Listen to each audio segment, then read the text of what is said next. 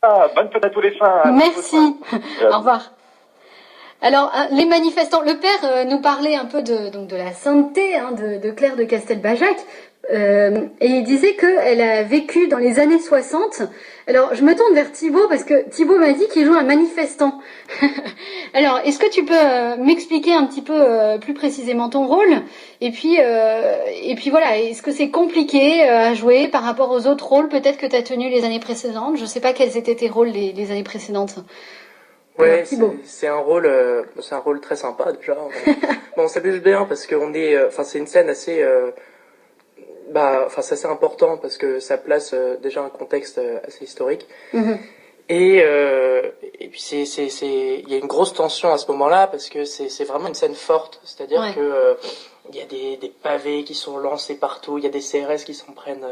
Wow. Voilà, ils s'en prennent plein partout et ça doit être étonnant pour toi de jouer une scène de mai 68 dont nous, notre génération, on n'a pas du tout connu, mais on en a tellement entendu parler que là, ça concrétise un peu mai 68. Tu pourrais dire presque je l'ai fait, ça y est. Ouais, oui, c'est ça. On l'a fait. Mais c'est vrai que c'était très difficile de se mettre. Comme on l'a pas vécu, c'est vrai que c'était assez difficile. Mais bon, on avait de bonnes indications par metteur en scène, etc.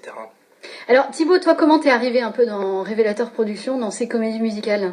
En fait, j'ai entendu parler de Jean-Paul II il y a 3 ans, et du coup, je suis allé voir le spectacle et ça m'a beaucoup plu. On a discuté avec le père Jean-Marie Luc à la fin, et puis pour Frédéric Ozanam, hop, c'était parti, j'ai fait le camp, et puis ça s'est pas arrêté depuis. Voilà. Donc à chaque fois, en fait, il y a un camp de répétition. Peut-être Aurélie, elle peut nous expliquer comment ça se passe. Il y a des répétitions, c'est quoi? C'est pendant les vacances scolaires? Oui, voilà, c'est ça. En fait, il y a un camp l'été, donc aujourd'hui on a 2 troupes parce que ça a un tel succès que désormais tout est doublé. Voilà. Donc il y a une troupe de juillet, une troupe d'août, et l'objectif c'est vraiment pendant 3 semaines de former les jeunes à la comédie musicale, donc avec toute une équipe de professionnels de la comédie musicale, et avec un camp qui est aussi sur une base spirituelle. Donc c'est vraiment ces 2 aspects du camp, le côté spirituel avec le père Jean-Marie Luc qui est le responsable spirituel du camp, et tous les professionnels qui font répéter les jeunes. Et à la fin du camp, le spectacle est joué 3 ou 4 fois dans la région du Père, donc c'est-à-dire dans le Cantal. Et ensuite, en décembre, en novembre, toute la troupe vient sur Paris pour jouer le spectacle à Paris. Ouais, là ça y est, on est dedans, c'est le stress. Est-ce que c'est le stress là, Thibaut? Oui. Non, Thibaut, ça y est, les blazes, ça fait 3 fois, c'est bon là. Je gère le stress. Non, parce qu'on redécouvre vraiment à chaque fois ce que c'est dès qu'on y arrive. Oui, c'est vrai, c'est assez stressant, mais on le vit bien. Alors, Prudence, la princesse Laure, c'est qui? Donc c'est votre personnage. Exactement. En fait, à un moment donné, Claire est allée étudier à Rome. Et à Rome, elle a connu une famille royale, dont on ne connaît pas le nom précis par discrétion, par pudeur. Et du coup, elle a rencontré une famille royale, dont une princesse qui l'a intégrée à son groupe d'amis et qui lui a fait connaître la vie, bulle de champagne, etc.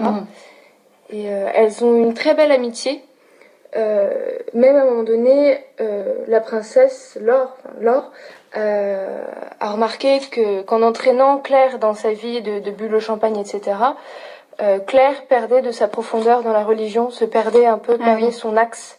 Ouais. Et c'était une affection, une amitié tellement profonde qu'elle a dit à Claire, elle dit, écoute, je t'aime, mais je veux plus te voir parce que je t'entraîne dans quelque chose qui ne te correspond pas.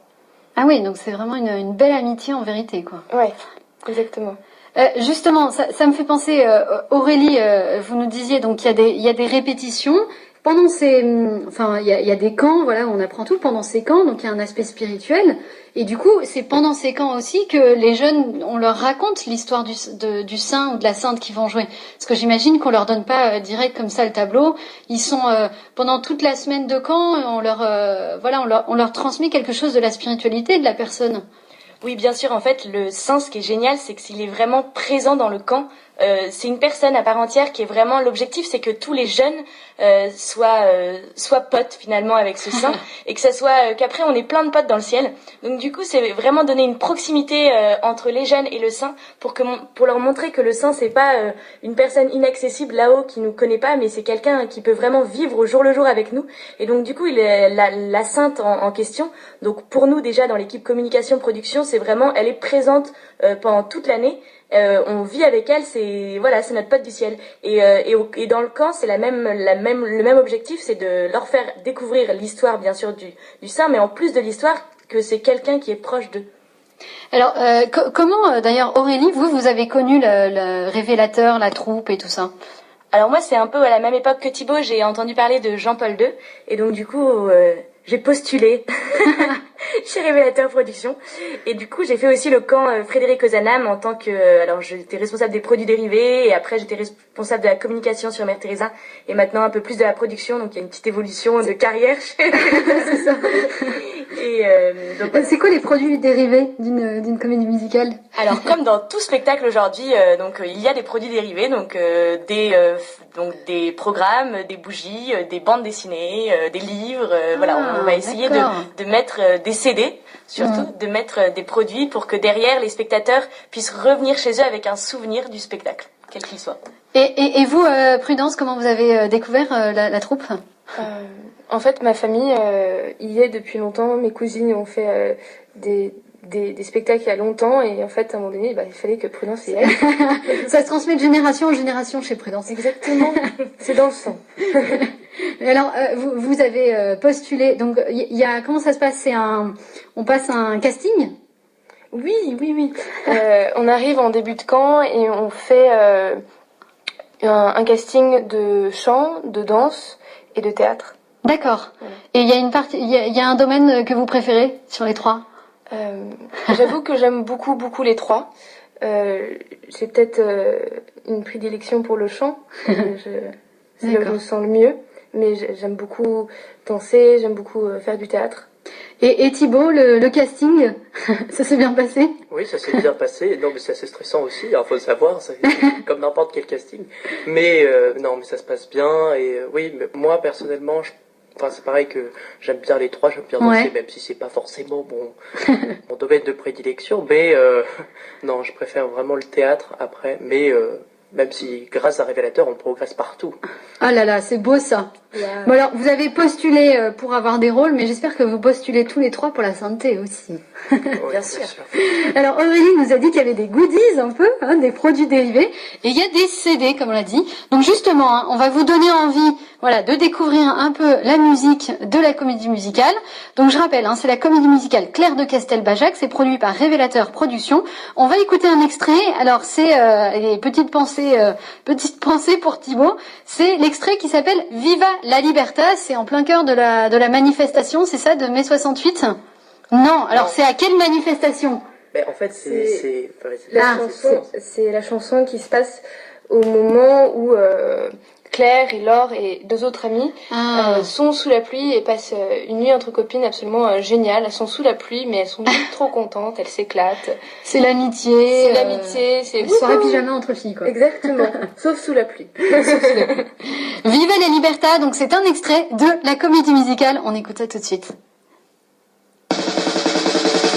Viva la libertad, c'est la dolce vita, fini tous les ennuis, terminez les soucis, et vous tous les grincheux, pour qui toujours il pleut, venez rire avec nous, la vie nous on s'en fout, viva la libertad.